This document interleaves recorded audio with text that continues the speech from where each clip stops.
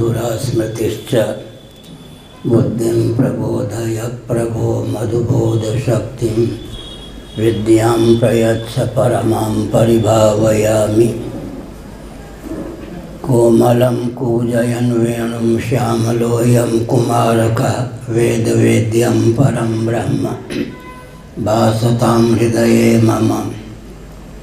कूजन्तं राम रामेति मधुरं मधुराक्षरम् आरुह्य कविता शाखां वन्दे वाल्मीकिकोकिलं। निगमकल्पतरोर्गलितं फलं शुकमुखादमृतद्रवसंयुतं पिबत भागवतं रसमालयं मुहुरहो रसिका भुवि भावुकाः। प्रणादपि सुनीचेन तरोरपि सहिष्णुना अमानिना मानदेन कीर्तनीय सदा हरिः।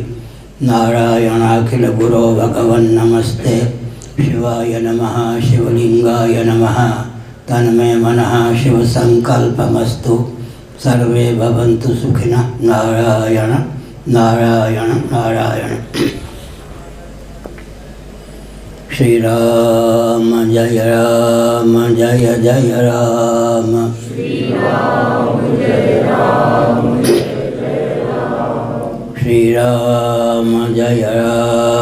जय जय राम।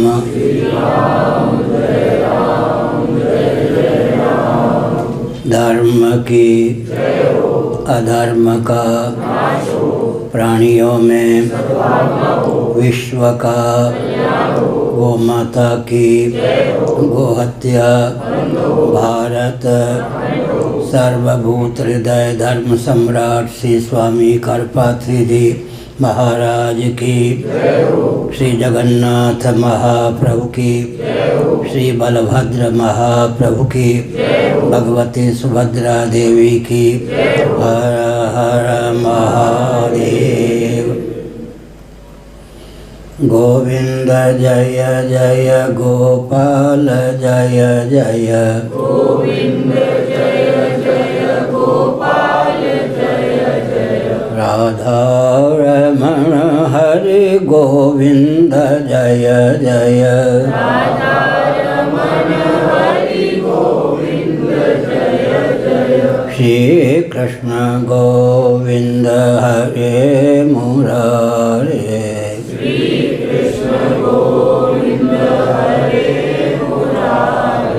ये नाथ नारायण वासुदेव।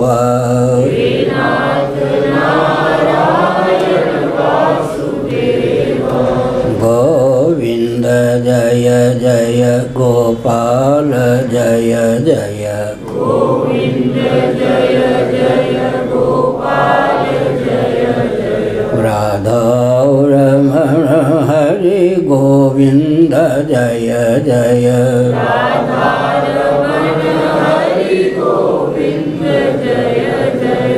गोविंद जय जय गोपाल जय जय। गोविंद जय जय गोपाल जय जय। राधा रमण हरि गोविंद जय जय। राधा रमण हरि गोविंद जय जय। गोविंद जय जय गोपाल जय जय। गोविंद जय जय गोपाल जय जय। राधा रमण हरि गोविंद जय जय। राधा रमण हरि गोविंद जय जय। श्री वृंदावन विहारी लाल की जय। नमो माधव्य शंभो शिव शिव शिव शिव शिव शिव नारायण नारायण नारायण।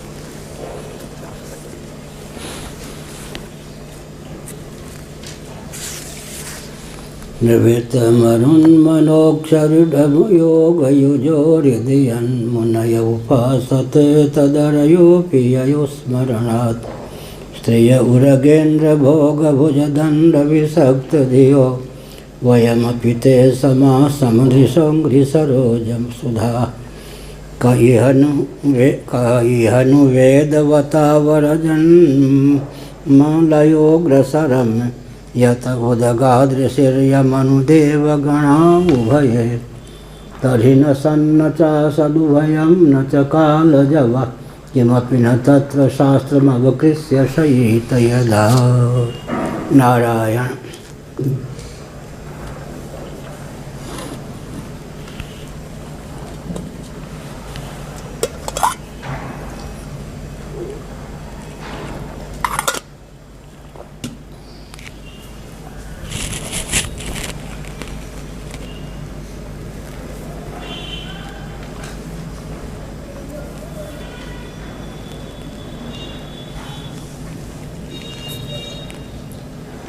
स्वयं श्रुतियों ने सच्चिदानंद स्वरूप सर्वेश्वर की स्तुति की, इसलिए इस अध्याय का नाम वेद स्तुति है। रामचरितमानस में भी इसकी अनुकृति प्राप्त है।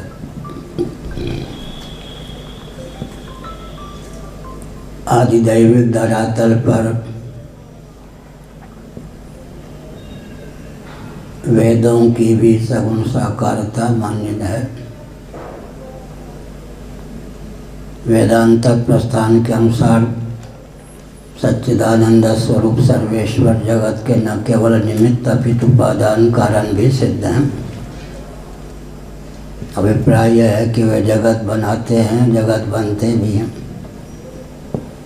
इसलिए जगत चिदाश्रित है, चिद्विलास है, चिद्विवर्त है, चिन्मय है, वस्तुतः चिन्मात्र ही है। तद्वक्त देहोपि चिन्मय। भगवान शंकराचार्य जी ने अपरोक्षानुभूति नामक ग्रंथ में हमारे आपके शरीर का भी निरूपण किया। देहोपि चिन्मय, पंचभूतों के द्वार से सही भगवत तत्व सच्चिदानंद स्वरूप ब्रह्म ही देहेंद्रीय प्राणांतकरण के रूप में उल्लसित विलसित है। अतः हम लोगों का शरीर भी चिन्मय ही है। चिदानंदमय देह तुम्हारी विगत विकार जान अधिकारी। तुलसीदास जी ने भगवान के श्री विग्रह का चित्रण किया। कुछ महान भाव कहते हैं कि यहाँ देह का अर्थ स्वरूप करना चाहिए। प्रभु आप चिदानंद स्वरूप हैं। चिदानंदमय देह तुम्हारी विगत विकार जान अधिकारी। विकार का अर्थ होता है कार्य प्रपंच। कारणातीत परमात्मा का जो श्री विग्रह है अर्थात स्वरूप है, चिदानंदमय है, चित स्वरूप ही है, आनंद स्वरूप ही है, ऐसा भी अर्थ करते हैं। परंतु तद्वत देहोपि चिन्मय है। हमारा आपका श्री विग्रह भी चिन्मय सिद्ध होता है। पंचभूतों के द्वार से भी अंततोगत्वा सर्वाधिष्ठान सर्वोपादान परमात्मा ही शरीर के उपादान सिद्ध होते हैं। अपने शरीर की दिव्यता को समझने के लिए, भगवान के श्री विग्रह की दिव्यता को जानने के लिए स्वप्नावस्था का अनुशीलन करना चाहिए। स्वप्नावस्था में व्यवहार साधने के लिए हमको आपको एक शरीर की प्राप्ति होती है। वह शरीर सप्तधातुमय होता है क्या, इस पर विचार करने की आवश्यकता है। स्वप्नावस्था का शरीर आत्म चैतन्य से अधिष्ठित मनोमय होता है। मन सप्तधातुओं से सर्वथा विहीन है। तो मनोमय शरीर की सप्तधातुमयता कथमपि सिद्ध नहीं होती। लेकिन स्वप्नावस्था में भी स्वप्नावस्था का आतंकवादी स्वप्नावस्था के हमारे शरीर को लक्ष्य बनाकर ठाई कर दे तो शरीर से रक्त की धारा प्लावित होती हुई परिलक्षित होती है। इसी का नाम भगवान शंकराचार्य ने लिखा चक्षुर्बंध दृष्टिर्बंध। चक्षुर्बंध, दृष्टिर्बंध, जादूगर, ऐन्द्रजालिक, मायावी, दर्शकों के नेत्र को स्तंभित कर देता है। एक कुर्सी दे दो भाई, इनको बैठने में कठिनाई है। वहाँ ये दे दो, तुझे प्रेम नाल उत्थे बैठो। तो स्वप्नावस्था में बैठ। स्वप्नावस्था का आतंकवादी हमारे आपके शरीर को, स्वप्न के शरीर को ठाई कर दे। स्वप्न में भी रक्त की धारा प्लावित होती हुई परिलक्षित होगी। विचार करने की आवश्यकता यह है कि स्वप्न का जो शरीर होता है वो सप्तधातुमय होता है क्या? मन सप्तधातुमय नहीं है, तो स्वप्नावस्था का शरीर भी सप्तधातुमय नहीं होता। लेकिन रक्त की धारा अप्लावित प्रवाहित होती हुई परिलक्षित होती है। इसी का नाम है दृष्टिबंध, दृष्टिर्बंध, चक्षुर्बंध। भगवान शंकराचार्य ने अपने भाष्यों में इन शब्दों का प्रयोग किया है। जादूगर, ऐन्द्रजालिक, मायावी, दृष्टिर्बंध या चक्षुर्बंध के द्वारा जो दिखाना चाहता है दर्शक देखने के लिए बाध्य होते हैं। इसी प्रकार स्वप्नावस्था में हमारा आपका शरीर असप्त धातुमय होता है। प्राकृतिक रक्त आदि की धारा अप्लावित होती हुई परिलक्षित होती है। वस्तुतः स्वप्नावस्था का हमारा आपका शरीर भी असप्त धातुमय होता है। न्याय और वैशेषिक प्रस्थान के अनुसार विचार करें तो हमारा आपका जो स्वप्न का शरीर होता है असप्त धातुमय ही नहीं होता, अभौतिक भी होता।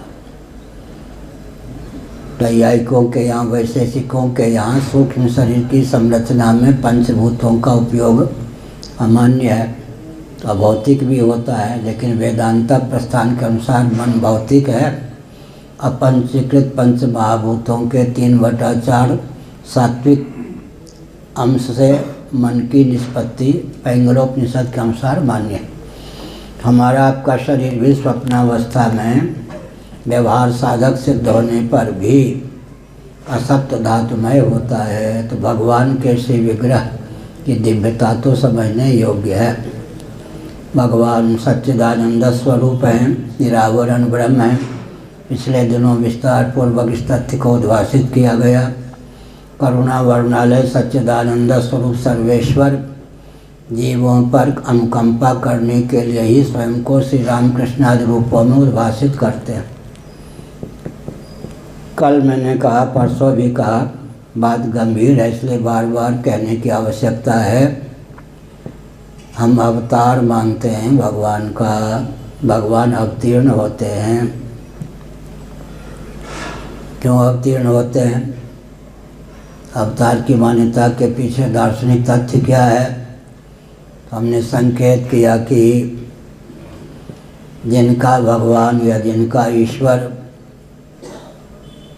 जगत बना सकता है, जगत बन नहीं सकता।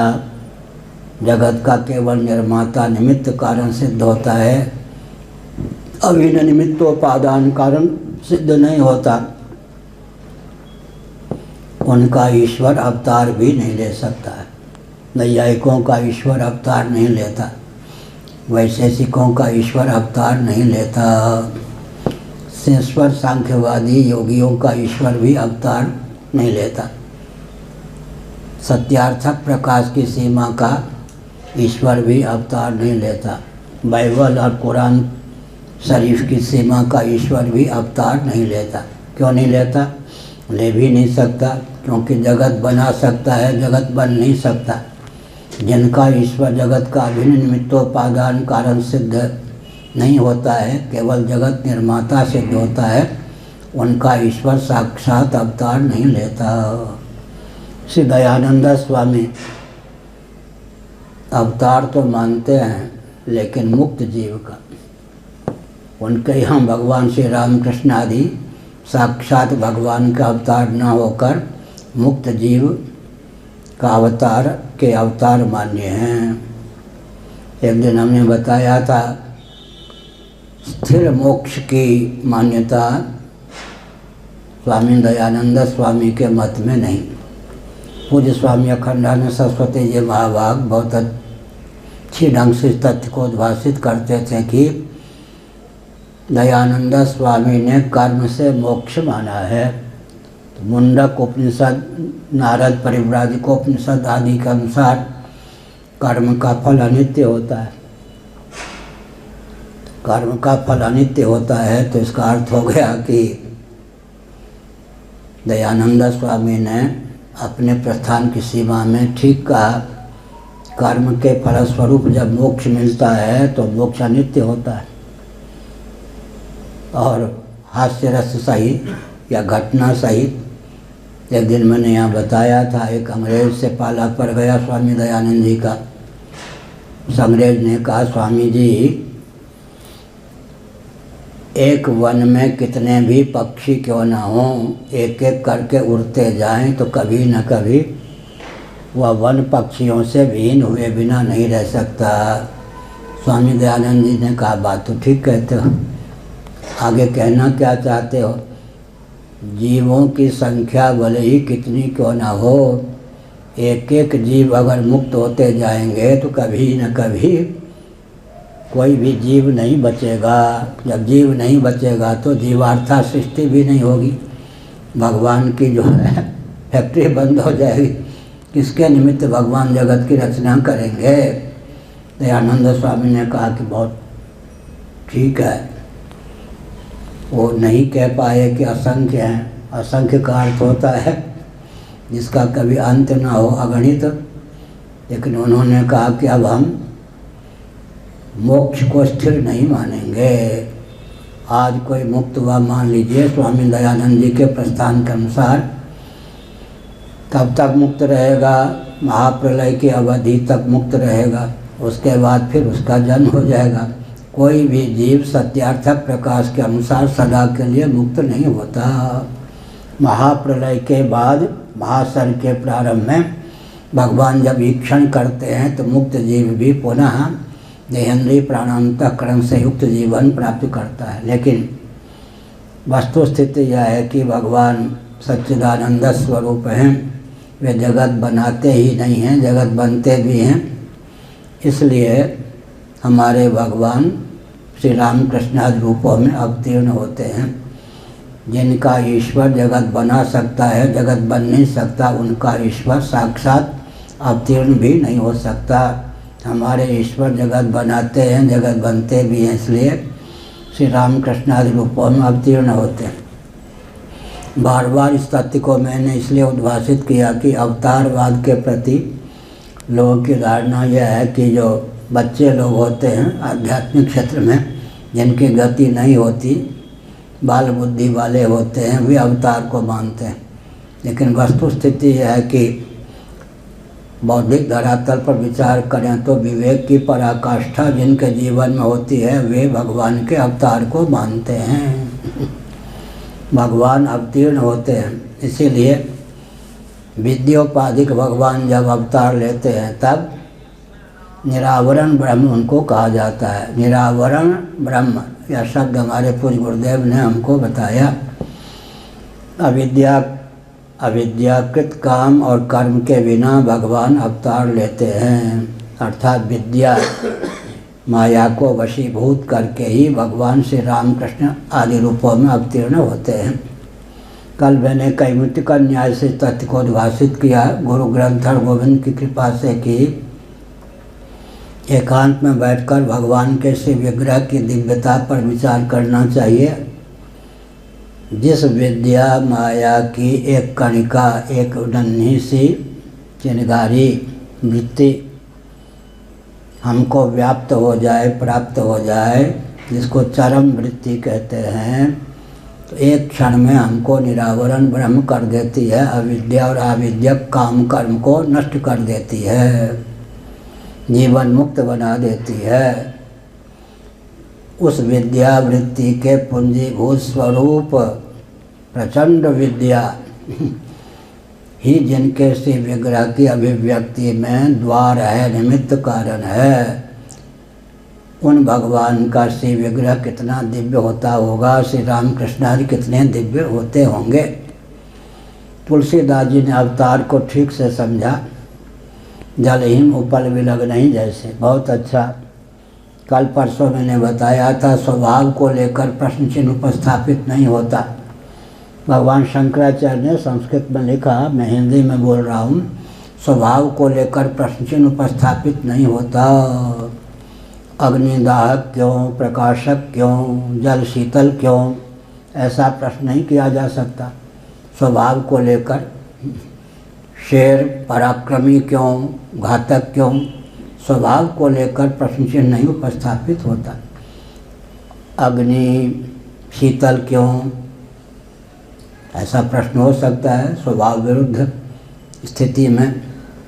मणि मंत्र माणिक्य की समुपस्थिति से इंद्र ये अग्निदाहक होने पर भी शीतल हो जाए, तब प्रश्न कर सकते आग शीतल क्यों। हमने संकेत किया स्वभाव को लेकर प्रश्न उपस्थापित नहीं होता। यहाँ भी समझना चाहिए, जिस विद्या माया की एक कणिका जीव को भगवत प्रेरित होकर व्याप्ति है और जीव तत्काल निरावरण ब्रह्म हो जाता है, उस वृत्ति के पूंजीभूत स्वरूप ही जिनकी अभिव्यक्ति में हेतु है, तो भगवत विग्रह का उपादान कारण ब्रह्म तत्व ही है, निमित्त कारण विद्या है। जैसे स्वनिष्ठ शैत्य की प्रगल्भता से जल हिम का रूप धारण करता है, वैसे ही विद्या माया के योग से भगवान अवतार ग्रहण करते हैं। वस्तुतः भगवान कौन है? उपादान कारण भगवत विग्रह का सच्चिदानंद तत्व ही है। तटस्थ हेतु निमित्त कारण कौन है? विद्या माया। विद्योपाधिक भगवान होते हैं। प्रभु प्रेरित ही व्यापे विद्या, जिस जीव पर अनुग्रह करना चाहते हैं, श्रवण कर रहा है, मनन कर रहा है, निध्यासन कर रहा है, मुझे पाने के लिए मचल रहा है, लेकिन अपने बलबूते पर मुझे प्राप्त नहीं कर सकता, यही प्रसंग है। भगवान के हृदय में करुणा का उदय होता है। भगवान के हृदय में करुणा का उदय होता है। भगवान करुणा वरुणालय हैं। फिर भगवान क्या करते हैं? उस जीव के उद्धार के लिए अपनी उपाधिभूता, उनकी अभिव्यक्ति में निमित्त कारण भूता जो विद्या माया, उसको प्रेरित करते हैं। एक कणिका इसको प्राप्त हो जाए, व्याप्त हो जाए। विद्या माया की एक चिंगारी, एक कणिका, एक वृत्ति जीव को प्राप्त होती है। जीव तत्काल शिवस्वरूप ब्रह्म हो जाता है। भगवान जो सगुण साकार हैं, विद्योपाधिक विद्या माता माया भी उन्हें श्री विग्रह प्रदान करने में तटस्थ हेतु निमित्त हेतु ही सिद्ध है। तो भगवान अद्भुत हैं। लेकिन यहाँ पर संकेत किया गया कि उद्धार योगी यम नियम आसन प्राणायाम प्रत्याहार धारणा ध्यान समाधि संपन्न योगी भगवान में मनोवृत्ति को रमाते हैं, भगवत भक्त रमाते हैं। और काम मोहित गोपियों ने भी मन को भगवत विग्रह में रमाया अवतार काल में। शिशुपाल इत्यादि दुष्टों ने भी दुष्टता का परिचय दिया, लेकिन फल सबको बराबर समान हुआ। भगवान समदर्शी हैं। समदर्शी है नाम तुम्हारो, सूरदास ने लिखा। समदर्शी है माने ये न के न प्रकार न, हेतु कुछ भी हो, कृष्णाकार वृत्ति तो होनी चाहिए। आजकल हम कहते हैं त्यागात् संचरनंतरम, ये न के न प्रकार न, जीवन में त्याग हो जाए, रपट पड़े तो हरिगंगा। अनिच्छन्नपि भी जीवन में त्याग हो जाए तो उसका भी लाभ होता है। उदाहरण, पूर्व जन्म में किसी न किसी शरीर में तो हम लोग रहे होंगे ना। मान लो मरना नहीं चाहते थे, लेकिन मौत ने गला दबा दिया, मर ही गए, सही छूट ही गया। अनिच्छन्नपि मृत्यु प्राप्त होने पर त्याग हो गया, उस त्याग का लाभ उठा रहे। उस त्याग का ही लाभ उठाया नहीं। पूर्व जन्म में कैसा शरीर था, कौन सगे संबंधी थे, कौन पति, कौन पत्नी, कौन भाई, कौन बहन, कौन चाचा, कब कबूतर थे या बिल्ली थे या चमगादड़ थे या मनुष्य थे या राजा थे, या रंक थे या देवता के, कुछ नहीं पता। अनिच्छन्नपि भी मृत्यु प्राप्त हो जाए तो त्याग हो ही गया, उस त्याग का लाभ भी हमको प्राप्त होता ही है। कोई विद्यार्थी पढ़ना ही चाहे, पवन जी कहते हैं जो ही पुस्तक उठाता हूँ नींद आ जाती। एक पवन है, यहाँ तो नहीं होंगे, नीचे हाँ, तो नीचे तो रहेंगे ही। वो कहते हैं वहाँ पुस्तक देखभाल, तो पवन जी कहते हैं बस जो ही पुस्तक लेता हूँ त्यों ही नींद आ जाती है, क्योंकि पढ़ने का संस्कार नहीं। हमने संकेत किया अनिच्छन्नपि व्यक्ति को नींद आ जाए, इसी प्रकार से अनिच्छन्नपि त्याग हो जाए उसका फल मिलता है। अगर नींद आ ही गई तो फिर क्या होगा? स्थूल शरीर और स्थूल प्रपंच का आभानात्मक वियोग होगा या नहीं?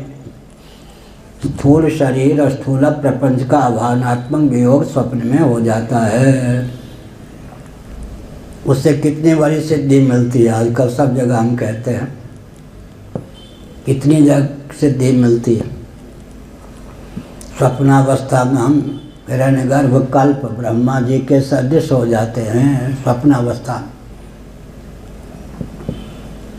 आत्म चैतन्य से अधिष्ठित मन अर्थात हमारे आपके द्वारा चेतित जो अर्धनिद्रित मन होता है, ज्ञानेंद्रियों के कर्मेंद्रियों के सुप्त हो जाने पर अर्धनिद्रित मन आत्म चैतन्य से अधिष्ठित होकर आकाश, वायु, तेज, जल, पृथ्वी, स्थावर जंगम प्रपंच की रचना करने में समर्थ होता है।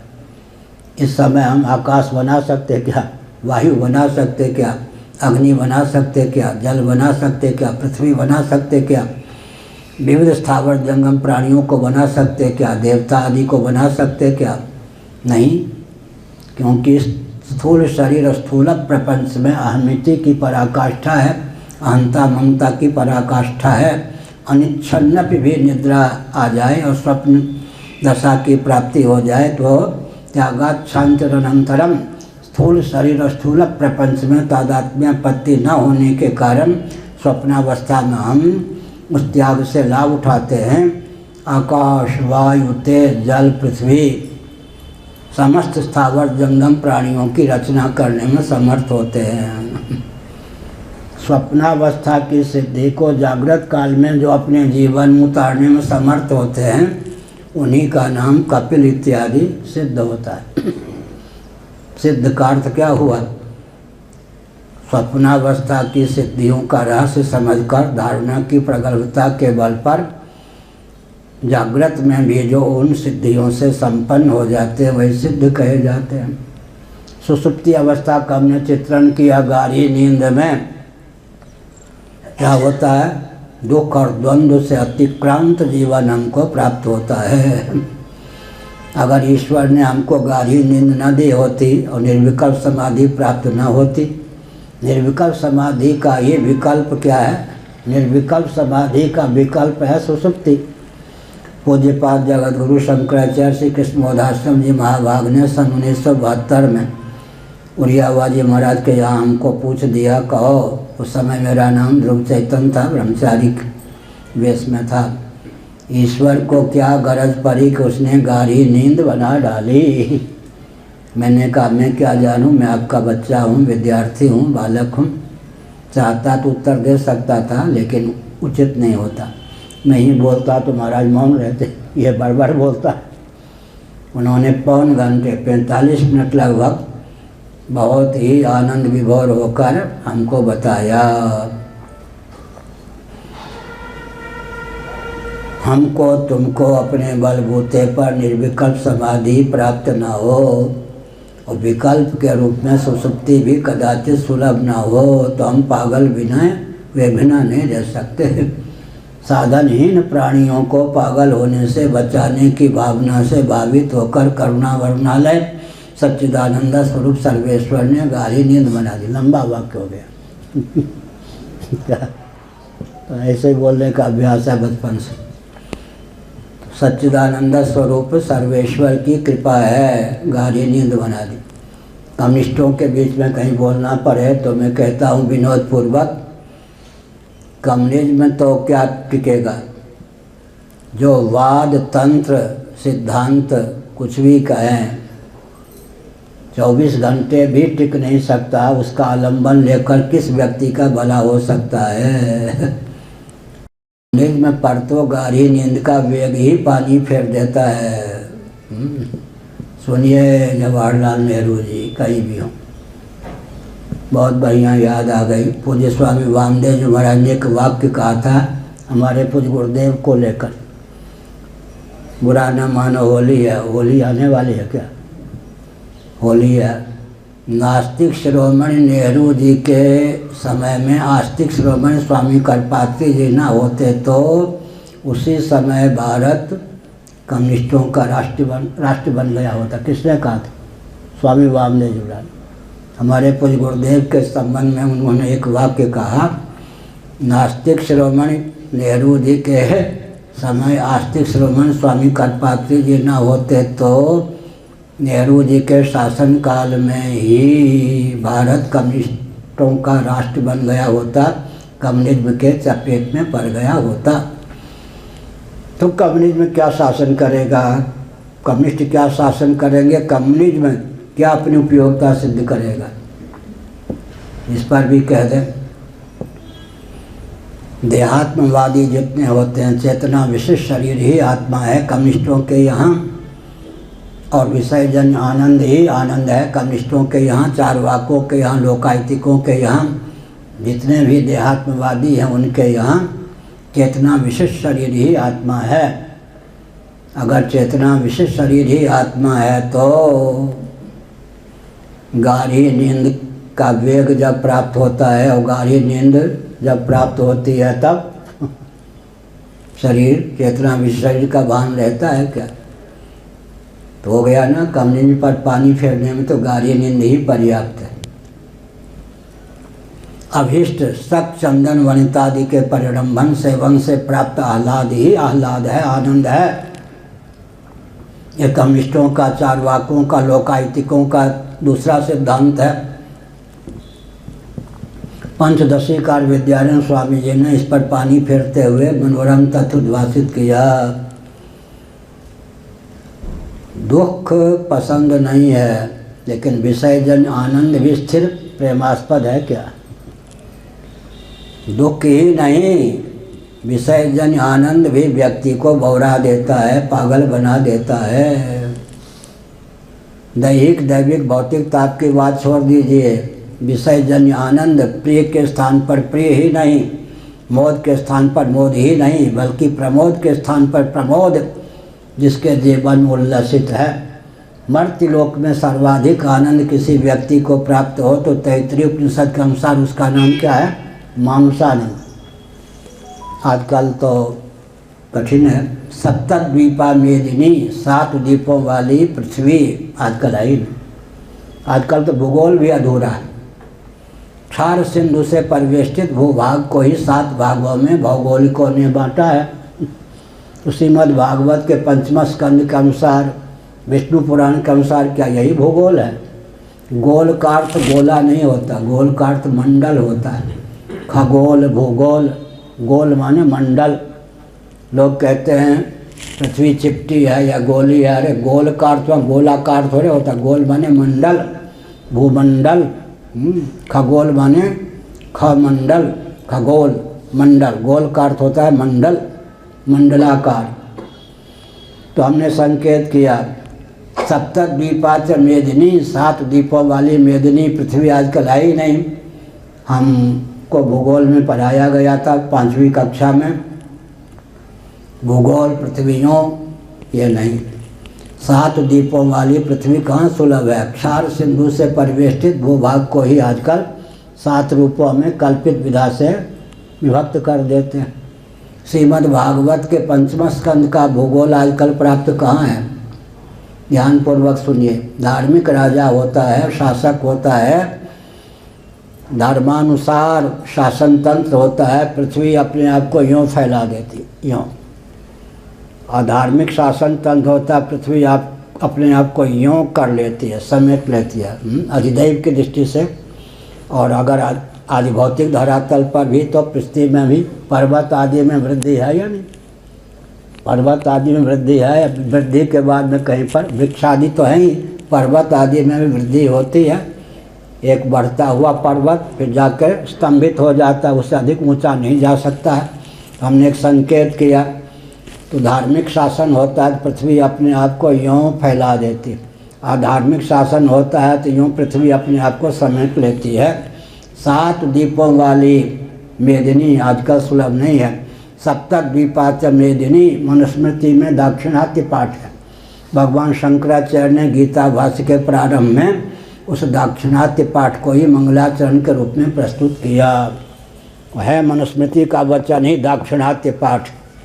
7 द्वीपों वाली मेदिनी का एक छत्र कोई सम्राट हो तो तैत्तिरीय उपनिषद के अनुसार उसको जितना आनंद प्राप्त हो मानुष आनंद।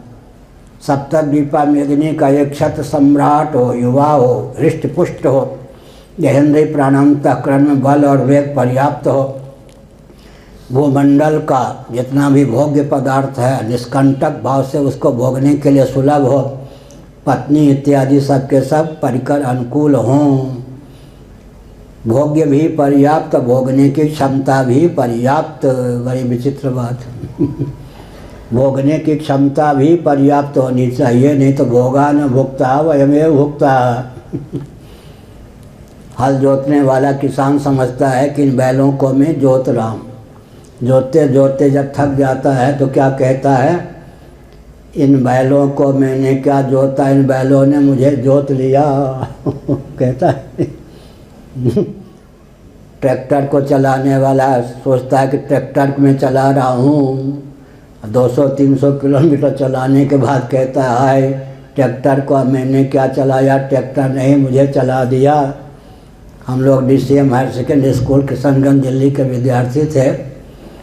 एक अध्यापक मेरे ख्याल में पदार्थ विज्ञान फिजिक्स के अध्यापक आए, घर में लड़ झगड़ के आए होंगे, आजकल की भाषा मूड खराब। हम 32 विद्यार्थी थे, सब के सब बहुत अनुशासित थे, पढ़ने लिखने में बहुत तेज थे, किसी से कोई भूल नहीं हुई। एक एक बच्चे के गाल पर एक एक चांटा मार दिया। 31 सम्मान रहे। उन दिनों अध्यापकों का बड़ा सम्मान था और DCM हायर सेकेंडरी स्कूल की पढ़ाई भी बहुत दिल्ली में सबसे अच्छी थी। एक विद्यार्थी जो था हमारा सहपाठी, उसने कहा, पंजाबी में बोला उसने, हिंदी में अर्थ होता है, गुरुजी यह तो बताओ हम बच्चों से अपराध क्या बना, खामखा एक एक चांटा मार दिया। अध्यापक जी को लगा कि बच्चों से कोई भूल नहीं हुई, अनुशासन का भी परिचय दिया, कोई भूल नहीं हुई। तो हंसाने के लिए उन्होंने कहा, बच्चे तुम्हारे गाल पर तो मैंने एक चांटा मारा, मेरी हथेली की दशा देखो, 32 चांटे मुझको लग गए।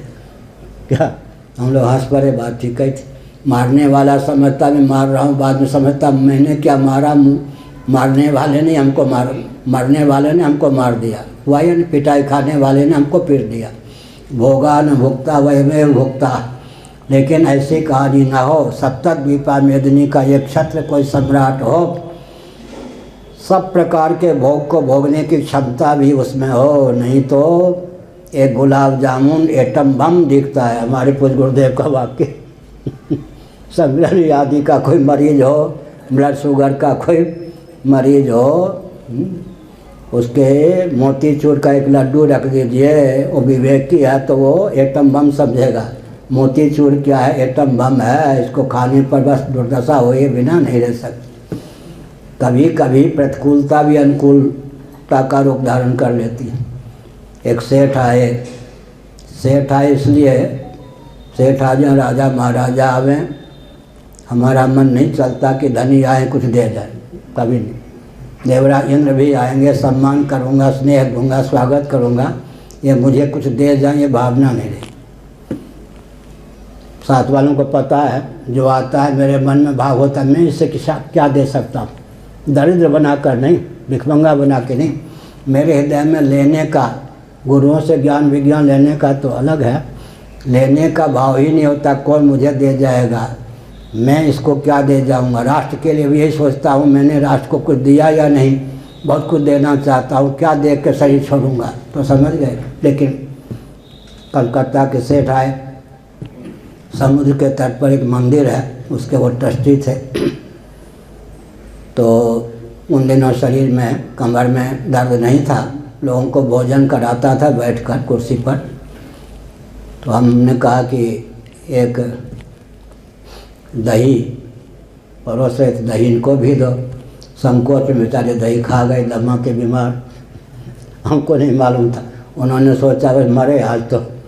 लेकिन लाभ क्या हुआ मालूम है? वो जितना अंदर रुका हुआ था कफ वो सब निकल गया। उस समय तो निकलने में बड़ा कष्ट हुआ, बाद में स्वस्थ हो गए। तो उन्होंने कहा शंकराचार्य ने दही क्या पवाया, हमारी बीमारी का हरण कर दिया। पहले लगा कि शंकराचार्य दही पवा रहे हैं तो मरना ही है आजकल, लेकिन संकोच में बोले नहीं, दही पर्याप्त पा लिया। अंदर का जितना बवाल था वो रुका हुआ सब निकल गया। इसका अर्थ क्या होता है? इसका अर्थ यही होता है कि लोग समझते हमने भोगों को भोगा, भोग्य पदार्थ हमारे द्वारा भोगे गए। बाद में सोचते हैं भोगा ने भुगता हुआ इमे भुगता, भोगों ने क्या भोग्य पदार्थ मेरे द्वारा क्या भोगे गए, भोग्य पदार्थों ने ही मुझे भोग लिया। ये स्थिति ना, वो मानुषानंद पृथ्वी का भूमंडल का एक छत्र कोई सम्राट हो, भोग्य पदार्थ जिसको सुलभ हो, भोगने की क्षमता भी जिसको पर्याप्त प्राप्त हो, सब अनुकूल परिकर आदि हो, उसे मानुषानंद प्राप्त होता है। उसकी अपेक्षा गणित की दृष्टि से 1000 परार्ध गुण अधिक आनंद प्रतिक्षण व्यवहार दशा में ब्रह्मा जी को प्राप्त होता है। लुल्लू बुद्धू का नाम ब्रह्मा है क्या? आजकल वेदांती कहते हैं ब्रह्मलोक तक से वैराग्य हो। कहने के लिए तो वैराग्य हो जाए, ब्रह्मा जी लुल्लू बुद्धू होते हैं क्या?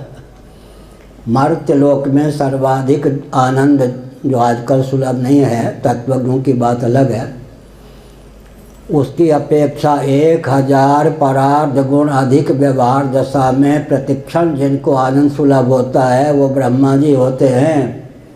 1000 परार्ध का अर्थ क्या हुआ जी गणित की दृष्टि से? 1 लिखने के बाद 20 शून्य लिखेंगे, 1000, 20 बार 0 शून्य,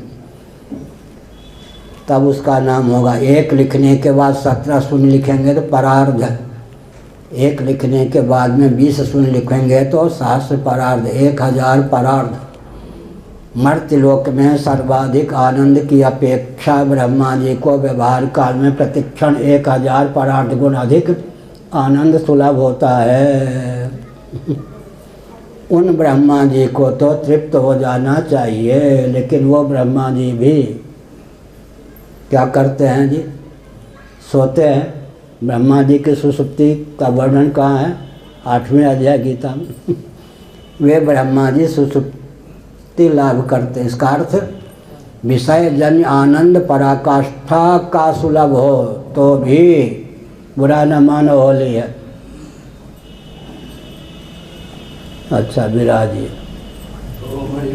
ओम हरि। कुर्सी पर विराजिए।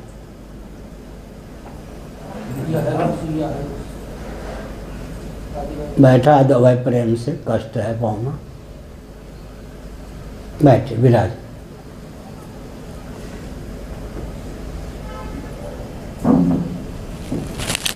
हाँ तो ध्यान पूर्वक सुनिए।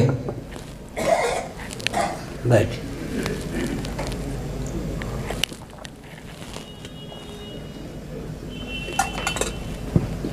मर्त्यलोक में सर्वाधिक आनंद जो संभव है वह सुलभ हो जिसको, उसको मानुषानंद प्राप्त है। तैत्तिरीय उपनिषद के अनुसार उस मानुषानंद की अपेक्षा 1000 परार्ध गुण अधिक आनंद प्रतिक्षण व्यवहार दशा में ब्रह्मा जी को प्राप्त है। और ब्रह्मा जी की आयु कितनी है? आधी आयु विश्राम, आधी आयु भोग। 31 नील 10 खरब 40 अरब वर्षों की आयु मर्त्यलोक की गणना के अनुसार। ब्रह्मलोक की गणना के अनुसार 100 वर्ष, मर्त्यलोक की गणना के अनुसार 31 नील 10 खरब 40 अरब वर्ष ब्रह्मा जी की आयु है। वो ब्रह्मा जी जब जागृत दशा में होते हैं तो मर्त्यलोक में जो सर्वाधिक आनंद की कल्पना की जा सकती है, जिसका नाम मानुषानंद है, उसकी अपेक्षा 1000 परार्थ गुण अधिक आनंद प्रतिक्षण व्यवहार दशा में ब्रह्मा जी को सुलभ होता है। मैंने बार बार कहा, एक लिखने के बाद 20 शून्य लिखें तब जो संख्या होती है उसका नाम है 1000 परार्ध। लेकिन पंचदशीकार को धन्यवाद, हम तो पंचदशीकार विद्यानंद स्वामी पर लट्टू इसलिए हैं, तंत्र शास्त्र पढ़ें तो वेदांत का ग्रंथ पढ़ें तो सिद्धांत प्रक्रिया सब का अनुशीलन करके 15 प्रकरणों के माध्यम से ढाल दिया।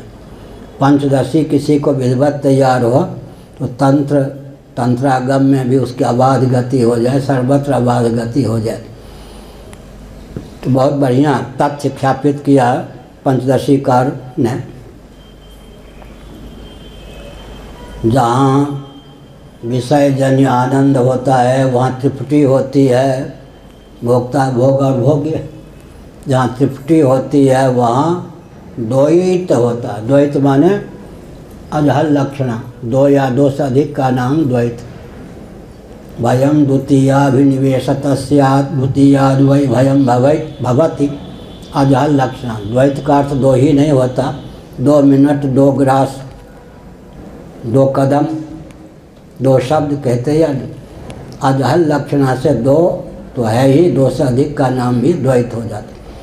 सपने हूँ नहीं सुख द्वैत दर्शन बात कोटिक को कहे भयम द्वितीयाभिनिवेशत स्यात्। द्वितीयाभिनिवेशतः व्याख्या है, यह सूत्रात्मक वाक्य की व्याख्या है। श्रुति ने कहा द्वितीयाद् वै भयम भवति, द्वितीय के आगे लगा दिया भागवत के 11 स्कंद, द्वितीयाभिनिवेशतः। द्वैत में कदाचित अभिनिवेश हो जाए, अभिनिवेश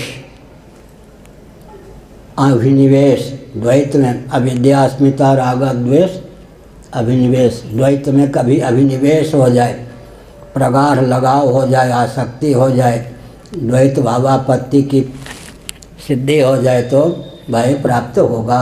भयम द्वितीयाभिनिवेशतः स्यात्। हमने संकेत किया ब्रह्मा जी को प्रतिक्षण मानुषानंद की अपेक्षा 1000 परार्थ गुण अधिक आनंद व्यवहार दशा में प्राप्त है।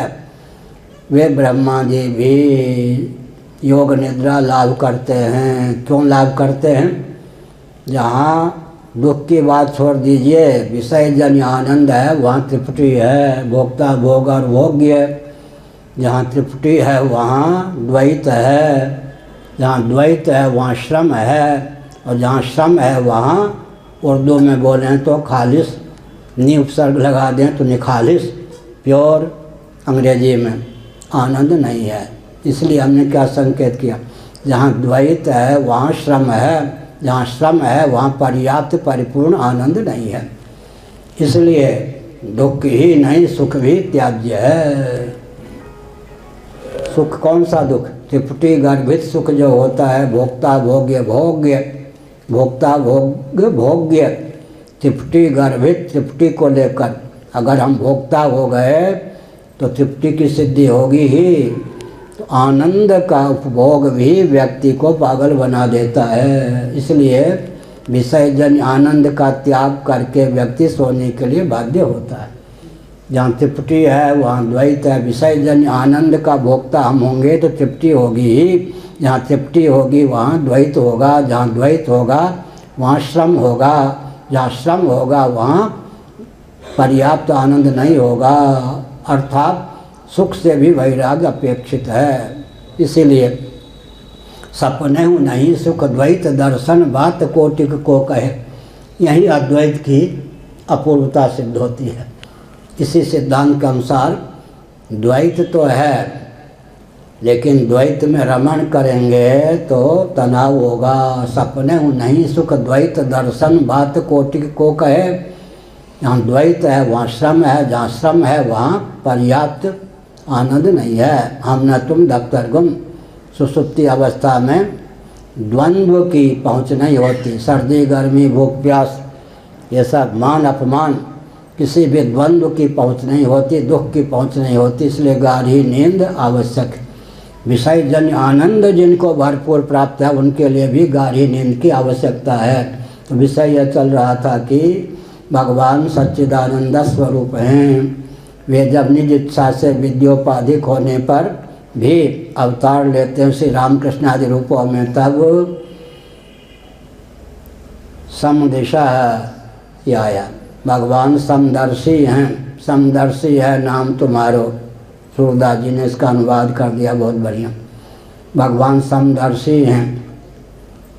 कोई भगवान को आर्त होकर पुकारता है तब उसका योगक्षेम करते हैं, अर्थार्थी के भी योग का योगक्षेम का वहन करते हैं, जिज्ञासु के भी योगक्षेम का वहन करते हैं और ज्ञानी को भक्ति प्रदान करके उनके भी योगक्षेम का वहन करते हैं। भगवान सबके योगक्षेम का वहन करते हैं। शेष भगवान को चाहे अविद्या का विषय बनावें, चाहे अस्मिता का, चाहे राग का, चाहे द्वेष का, चाहे विनिवेश का, येन केन प्रकारेण भगवदाकार वृत्ति होनी चाहिए। कल परसों जो कुछ मैंने कहा उसका सारांश क्या है? अगर भगवान निर्गुण निराकार ही बने रहें अथवा सगुण निराकार सर्वांतर्यामी होकर ही बने रहें, भगवान का अवतार हम स्वीकार न करें या भगवान स्वयं को श्री रामकृष्ण आदि रूपों में अवतीर्ण न करें तो क्या होगा? अविद्या, अस्मिता, राग, द्वेष, अभिनिवेश जो पंच क्लेश हैं ये मारक बन के ही रह जाएंगे, तारक नहीं हो सकते। क्लेश कर्म भी मारक बन के रह जाएंगे, तारक नहीं हो सकते। विपाक भी मारक बन के रह जाएं, तारक नहीं हो सकते। आशय भी, संस्कार और संस्कार का आशय अंतःकरण का नाम आशय है। क्लेश कर्म विपाक आशय से अपरामृष्ट पुरुष विशेष का नाम ईश्वर है। योग दर्शन के अनुसार क्लेश भी मुक्ति में हेतु बन जाए, कर्म भी, विपाक भी, आशय भी, इसके लिए सगुण साकार भगवान की आवश्यकता है। बहुत ऊंची बात है।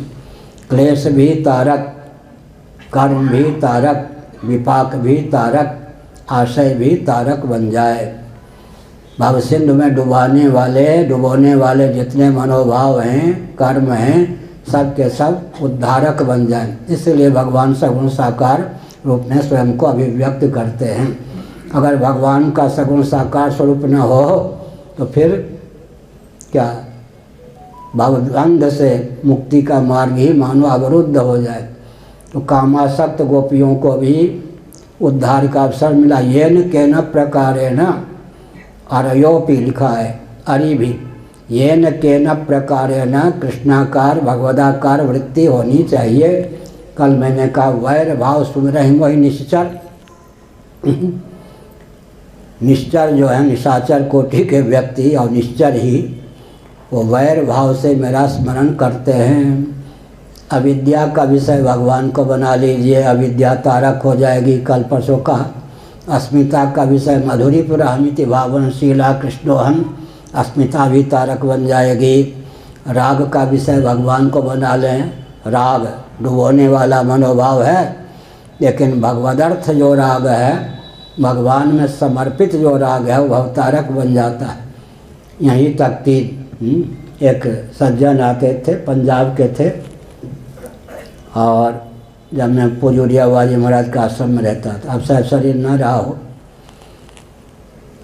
बहुत साल पहले की 72-73 की बात हो गई। तो एकांत में वो मिलते थे, भगवान श्री कृष्ण का दर्शन करा दो महाराज, ऐसा बोलते थे बिलखते हुए। तो मैंने एक दिन मुस्कुराते हुए कहा, तीसरा कोई नहीं था, भगवान तो सब जगह है। आपकी विह्वलता से लगता है कि भगवान आपको दर्शन देते हैं, और तो वाणी से हम लोग पकड़ लेते हैं। का बात आप ठीक कह रहे हैं, तो फिर हमसे क्यों कह रहे हैं भगवान श्री कृष्ण छल छबीले नटनागर का दर्शन करा दो? तो हंसे और फिर रोने लगे। कई दिन हो जाते हैं महाराज, जब दर्शन नहीं होता है तो मैं मुट्ठी बांध लेता हूँ, ऐ नंद के मारूंगा दो घुसा। जो ताना कसता हूँ तो आपाद मस्तक मेरी आँखों के सामने दिखने लग जाते। तो हमने कहा दर्शन का अच्छा, आपको अब क्या योग प्राप्त है? कहते फिर मैं रोता हूँ कि मुट्ठी तांगने पर, घुसा तांगने पर भगवान को प्रकट किया तो क्या प्रकट किया। जब दर्शन कई दिन नहीं होते तब क्रोध आता है, क्रोध के है नंद के मारूंगा घुसा, जो ही यूँ करता हूँ तो छैल छबीले मेरी आँखों के सामने, तो मैं इसलिए रोता हूँ कि ताना कस के भगवान को प्रकट किया तो क्या प्रकट किया। बहुत ऊँची बात। तो ये न के न प्रकार है ना, भगवान में मन रमना चाहिए, भगवदाकार मनोवृत्ति होनी चाहिए। समदेशों रोज सुधा, आर्त को भी भगवान प्राप्त होते हैं, अर्थार्थी को भी। परसों मैंने बताया, जांचिए जानक जीवन सो जही जांचक, जही जांचत जाचकता जल जाए। तुलसीदास जी ने विनय पत्रिका में अपने मनोभाव को प्रकट किया। अरे मन, जांचने की मांगने की भावना अगर जलती नहीं है तो जानकी जीवन राम जी से जांच के देख ले। मन ने कहा जांचना जांचना तो बराबर है, राजा महाराजा सेठ साहूकार से याचना करूं या भगवान से, तो नहीं।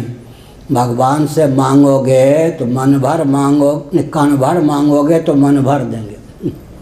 तो ऐसो को उदार जग माही, भगवान से कण भर मांगोगे तो मन भर देंगे।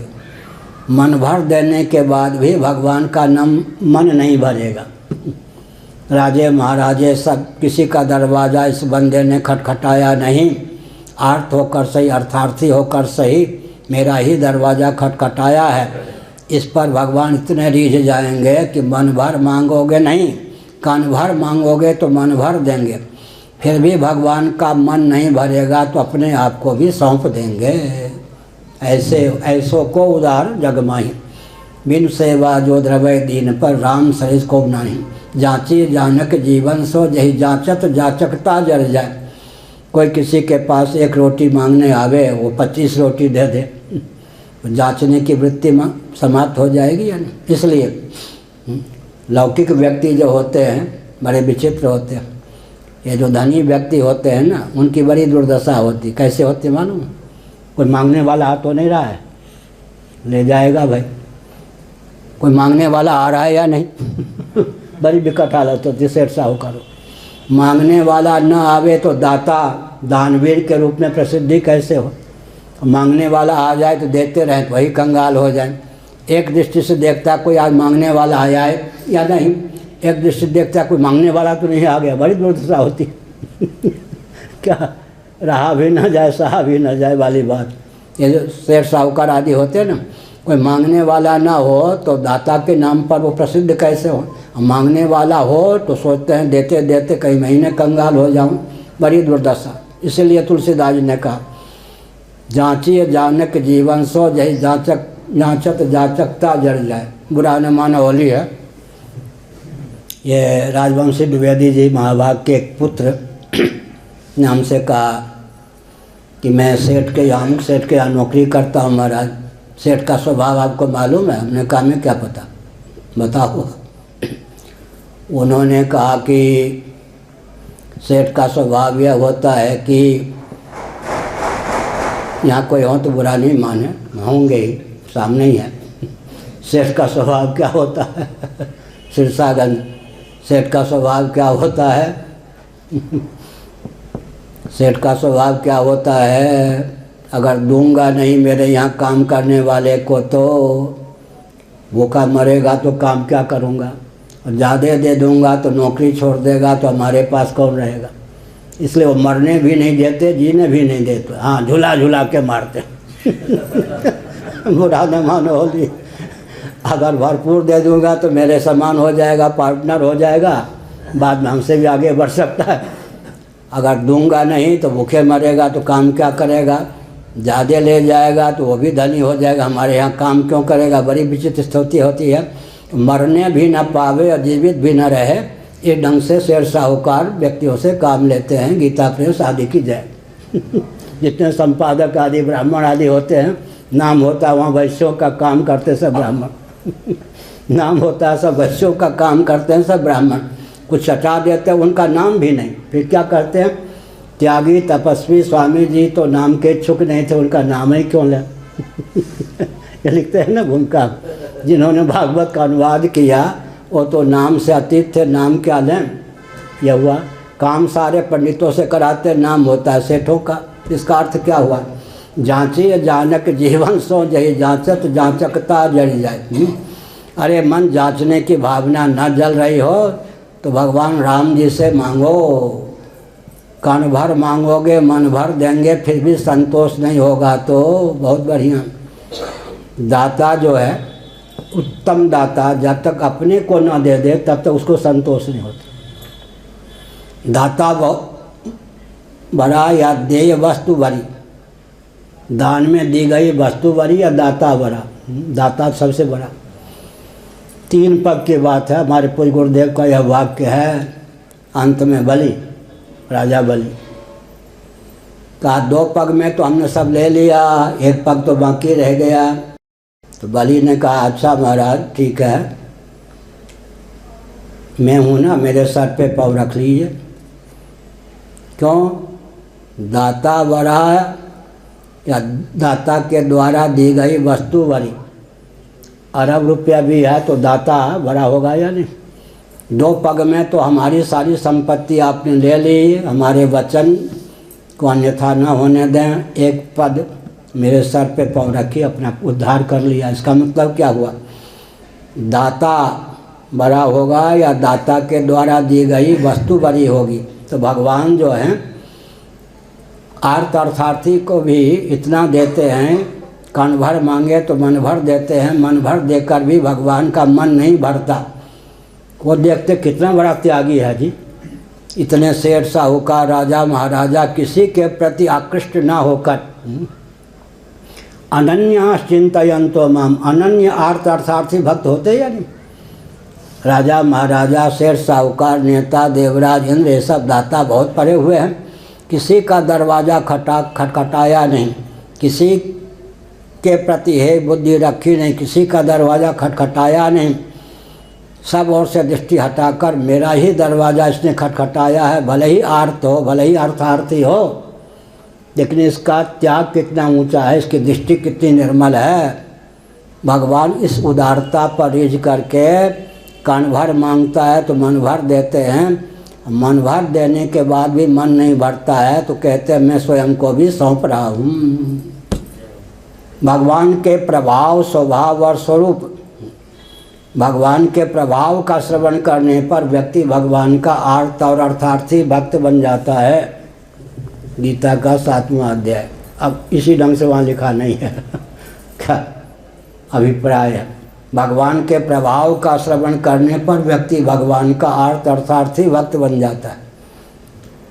स्वभाव का वर्णन सुनने पर व्यक्ति जिज्ञासु भक्त बन जाता है। प्रणत कुटुंब पाल रघुराई, ऐसो को उदार जग माही। प्रणत ही नहीं, प्रणत के कुटुंब का भी पालन करने वाले भगवान हैं। 7 पीढ़ी तक ध्यान रखते हैं। एक ओंकार दत्त जी बहुत अच्छे विद्वान ब्रह्मचारी पूज्यपाद स्वामी अखंडानंद महाराज के यहाँ रहते थे। तो एक कथा सुनाते थे, भिवानी के थे वो, घटना सुनाते थे सच्ची। एक कोई बाबा आया, उन दिनों जो बाबा होते चिमटा गाड़ दिए गांव के बाहर और जोर से कुछ बोलते, शंख बजा देते थे ताकि गांव वालों को मालूम पड़ जाए कि महात्मा आए हैं, कुछ भोजन पानी चाहिए।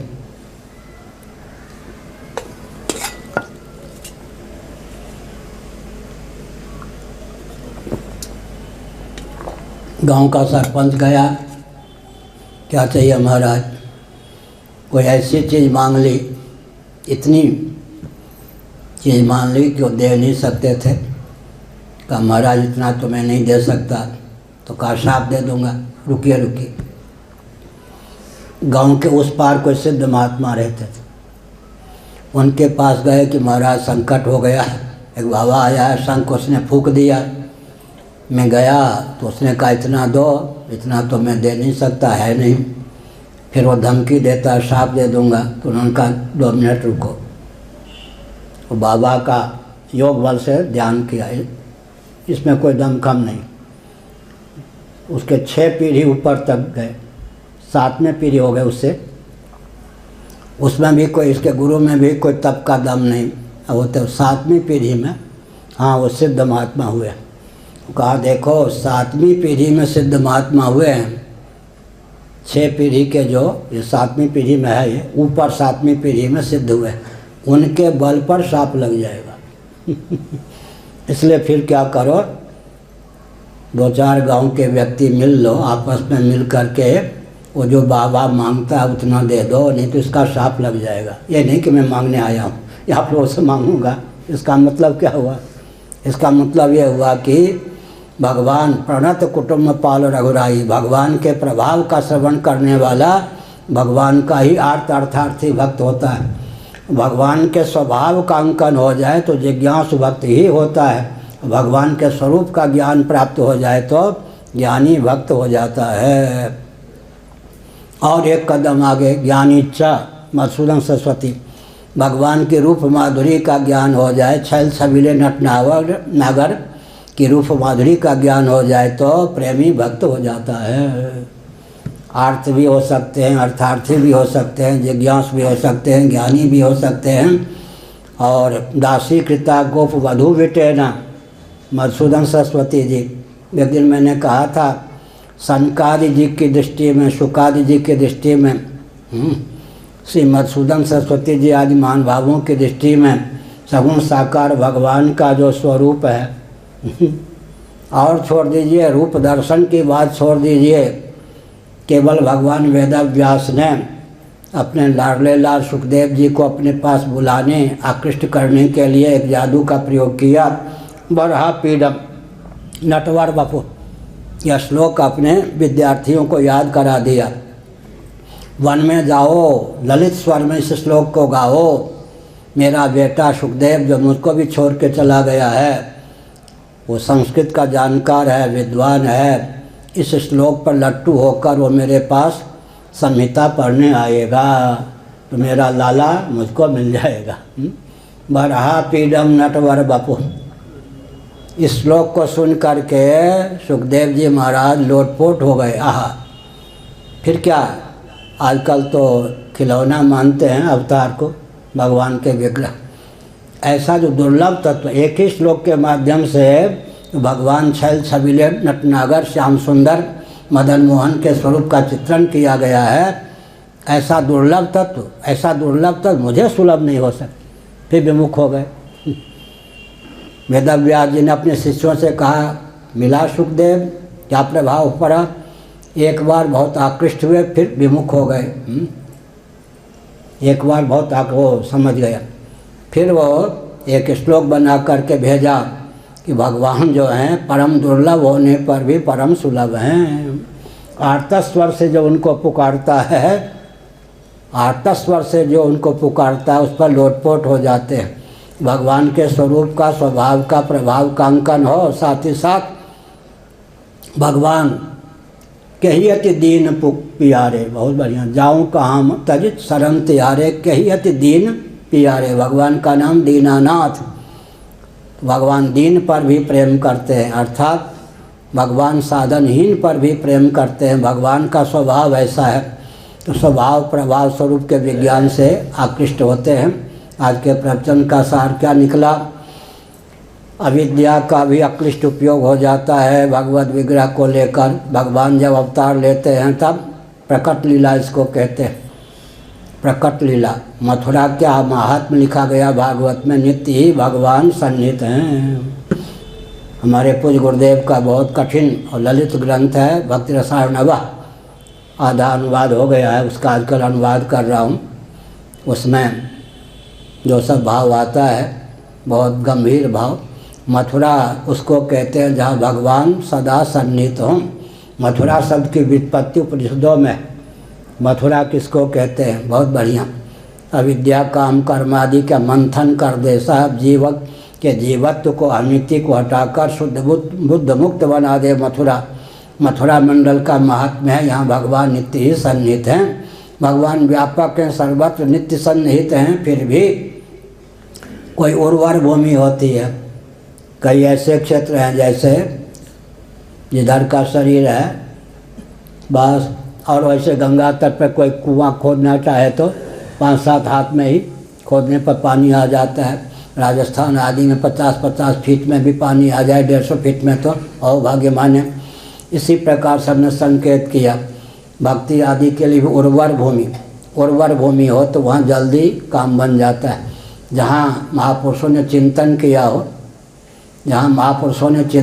हो, वहाँ के परमाणु व्यक्ति को आकृष्ट कर लेते हैं। काकभूषुंडी के आश्रम का वर्णन है, वहाँ भगवान का यशोगान होता था, इतने योजन की सीमा में कोई आ जाता था तो उसके जीवन में भक्ति का संचार हो जाता था।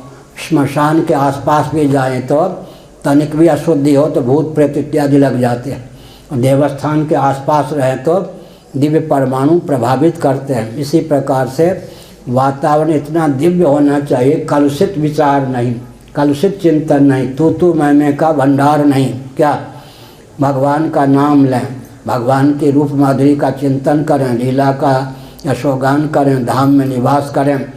जो हो किसी को गाली गलौज नहीं, डांट फटकार नहीं, भगवान का चिंतन करें तो परमाणु इतने दिव्य हो जाएंगे। परमाणु हम लोग जो काम करते हैं, काम करने की विधा यह है कि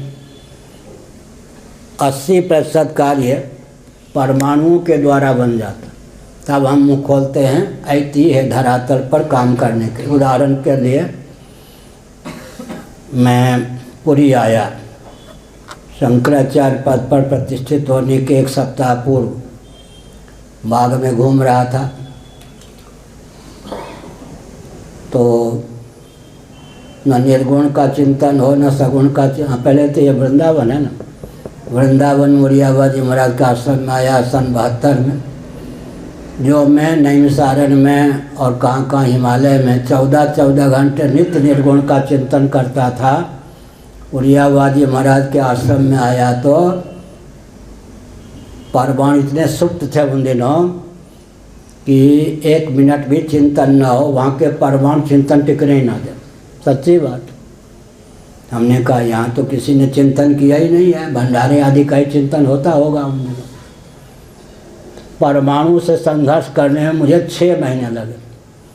हम लोग बाहर से किसी व्यक्ति से मुठभेड़ नहीं करते, परमाणु बनाते हैं। हमारे काम का 80% काम हमारा परमाणु बनाने से बन जाता है। जब 20% काम रहता है तब हम व्यवहार में मुँह खोलते हैं या काम करते हैं। यही मुरियाबाद जी महाराज के आश्रम की बात है।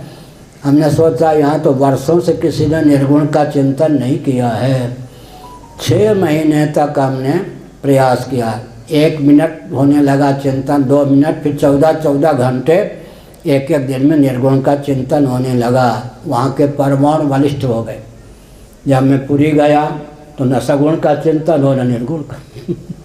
हमने सोचा इस मठ में किसी ने सगुण निर्गुण की उपासना ही नहीं की है। पूर्वाचार्य महाराज रहते थे, कोई 2 दिन रहे फिर अपना बाहर चातुर्मास में मठ में नहीं करते थे। भारतीय कृष्ण महाराज प्रायः दक्षिण भारत में ही रहते थे। तो हमने सोचा यहाँ के परमाणु इतने सुप्त हैं कि यहाँ न सगुण का चिंतन होता है न निर्गुण का। वहाँ के परमाणु न सगुण का चिंतन होने दे, निर्गुण का फेंक दे उठा के। 6 महीने वहाँ के परमाणुओं से संघर्ष किया, समझ गए। अब चाहे पुरी में 24 घंटे में जितना चाहे हम सगुण का निर्गुण का चिंतन कर सकते हैं। अब वहाँ के गणित के परमाणु भी इतने बलिष्ठ हो गए हैं, गणित के परमाणु अच्छे से अच्छे ग्रंथ लिख सकते हैं गणित पर भी। तो हमने संकेत किया परमाणु बनाना चाहिए, पहले दिव्य परमाणु, अराजक तत्व होते हैं अदिव्य परमाणु बना देते हैं। जो विशिष्ट महान भाव होते हैं अपने चिंतन के द्वारा दिव्य परमाणु बनाते हैं। तो भूतल पर काम करने के लिए हम लोग खोलते हैं महाभारत अखंड। लोगों को लगता है सब क्या बात बात देखा, किसी ने कहा कहने से काम बन जाता है 2 मिनट में। आज भी हमको लाभ हुआ, कल भी लाभ हुआ, 5-7 दिन पहले भी लाभ हुआ। कहने से काम बन जाएगा क्या? पहली तो बात है जरा मेरी अनुपस्थिति हो, कह दीजिए भारत अखंड हो, क्या दशा होती। कह दीजिए गिने चुने वर्षों में पाकिस्तान भारत हो, बांग्लादेश भारत हो, चीन के पास खिसकी धरती भारत की धरती हो, मानसरोवर कैलाश भारत के तीर्थ हों, शक्ति समन्वित सामंजस्य के बल पर शीघ्र ही भारत अखंड हो। जीवित रहने देंगे नेता या पाकिस्तान आदि के व्यक्ति? लोग कहते कहने से क्या होगा, इसका उत्तर है आप लोग तो सुनते रहे हैं। कहने के लिए भी दमखम चाहिए या नहीं। भारत अखंड हो कह के देख लीजिए क्या दशा होती है। पुलिस एक ही दिन में जेल के शिकंजे में बांध दिए जाएंगे। हमारी अनुपस्थिति में भारत अखंड हो, गिने चुने वर्षों में पाकिस्तान भारत हो, बांग्लादेश भारत हो, चीन के पास खिसकी धरती भारत की धरती हो, मानसरोवर कैलाश भारत के तीर्थ हों, शक्ति समन्वित सामंजस्य के बल पर शीघ्र ही भारत अखंड हो। कहने के लिए छाती चाहिए या नहीं। कहने से क्या होता है, कहने से जो होता है आज भी मैं उदाहरण दे रहा हूँ। मेरी आस्था गंगा जी के प्रति है। किसी परिस्थिति में भगवान के आह्लाद में हमने गंगा जी को शरीर उत्तराखंड में एकांत में सौंप दिया। कोई घटना दिव्य घटी, उसके बाद गंगा जी ने लहर के द्वारा किनारे वो शरीर को कर दिया, गंगा जी के प्रति शरीर समर्पित कर दिया। गंगा जी के प्रति मेरी आस्था है कि निर्मल अविरल गंगा जी अपने मौलिक स्वरूप को प्राप्त करें। व्यावहारिक जगत में जब घटना घटेगी तब मुझे क्या लाभ है, विश्व का कल्याण हो। कल्याण हो गया क्या, प्राणियों में सद्भावना, अरे क्यों नहीं हुआ। अब हम जो कहते हैं गंगा जी के बारे में उससे हमको लाभ क्या होता है मालूम है। पहले तो एक साल में 5-7 बार, अब हर एक सप्ताह में एक बार स्वप्न में गंगा जी के तट पर घूमता हुआ देखता हूँ अपने को, गंगा जल पीता हुआ देखता हूँ, गंगा में स्नान करता हुआ देखता हूँ, गंगा के तट पर घूमते हुए विचरण करते हुए सिद्धों से संभाषण करता हुआ देखता हूँ। गंगा जी मुझे दे रही है नहीं। लोग कहते कहने से क्या होगा, तुम्हारा तो उद्धार होगा ही। गंगा जी का व्यावहारिक धरातल पर मौलिक स्वरूप जब आवेगा तब आवेगा। हमको उसके प्रति भी निराशा नहीं है, संभावना नहीं है, लेकिन हमको तो साल में 10-15 बार, अब तो प्रायः हर सप्ताह में एक बार स्वयं को गंगा जी के तट पर घूमता हुआ देखता हूँ। अविरल निर्मल गंगा का ही धारा को देखता हूँ, सिद्धों के साथ विहार करता हुआ देखता हूँ। मुझे तो गंगा जी दे ही रही है ना, इसलिए क्या होगा, ये जो कहते हैं कहने वाले का तो कल्याण होगा ही। सर्वे भवन्तु सुखिनः, सब सुखी हो जाएंगे क्या। अविद्या काम कर्म के वशीभूत व्यक्ति दुखी भी रहेंगे, लेकिन सर्वे भवन्तु सुखिनः सर्वेषां मंगलम भूयात्, गरुड़ पुराण के अंतिम अध्याय का अंतिम श्लोक है यह। सर्वेषां मंगलम भूयात् सर्वे भवन्तु सुखिनः, गरुड़ पुराण के अंतिम अध्याय का अंतिम श्लोक है यह। सर्वे भवन्तु सुखिनः कहने वाला हृदय से वो तो सुखी रहेगा ही। स्वस्त्यस्तु विश्वस्य खलः प्रसीदताम, भागवत का 5वां स्कंध, उसका तो कल्याण होगा ही। गंगा निर्मल अविरल हो, ये मेरी भावना है, तो मुझे तो गंगा जी फल देती हैं। क्या आज भी मैं गंगा जी में खूब स्नान कर रहा था, गंगा जल का पान कर रहा था, सिद्धों के साथ गंगा के तट पर विहरण कर रहा था। इसलिए बाहर लोगों को असंभव भी लगे, अपना हृदय शुद्ध करके अच्छी जो भावना, अच्छे जो नारे हैं उनका कीर्तन करना चाहिए, उससे अपना कल्याण तो होता ही है। श्री राम जय राम, जय जय राम। धर्म की अधर्म का प्राणियों में विश्व का गौ माता की गोहत्या भारत हर हर।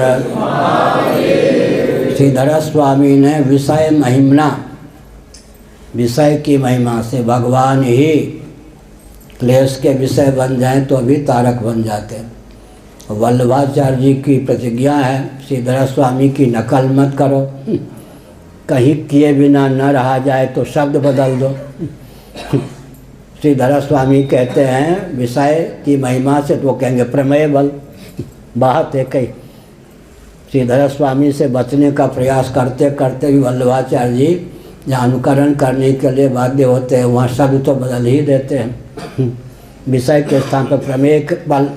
तो हमने संकेत किया कि भगवान भवतारक हैं, परमाणु बनाना चाहिए। परमाणु अच्छा चिंतन कीजिए, परमाणु बनेगा। 80% काम तो परमाणुओं से बन जाते, फिर 20% काम के लिए व्यवहार में इतिहास की रचना के लिए थोड़ा सा प्रयास करना पड़ता, संघर्ष। तो भारत की अखंडता इत्यादि हमको असंभव नहीं लगती, सब संभव होना ही है। हर हर महादेव।